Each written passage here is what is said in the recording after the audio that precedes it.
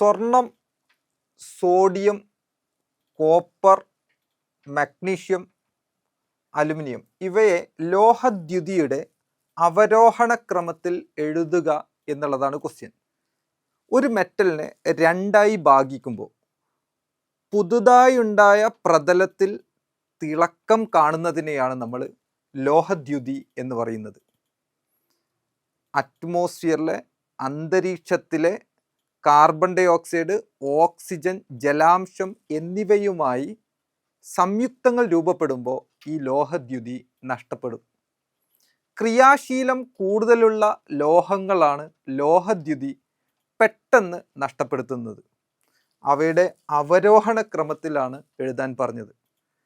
ക്രിയാശീലം ഏറ്റവും കൂടുതലുള്ള ലോഹം എന്ന് പറയുന്നത് സോഡിയമാണ്.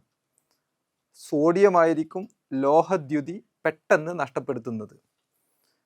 ക്രിയാശീലം കുറഞ്ഞത് സോഡിയത്തേക്കാൾ കുറഞ്ഞതാണ് മഗ്നീഷ്യം, മഗ്നീഷ്യത്തേക്കാൾ കുറഞ്ഞതാണ് അലുമിനിയം, അലുമിനിയത്തേക്കാൾ കുറഞ്ഞതാണ് കോപ്പർ, ഏറ്റവും കുറവുള്ളതാണ് സ്വർണം. അതുകൊണ്ടാണ് സ്വർണം നമ്മൾ ആഭരണങ്ങളായിട്ട് യൂസ് ചെയ്യുന്നത്, തിളക്കം നഷ്ടപ്പെടാതെ ഇരിക്കുന്നത്.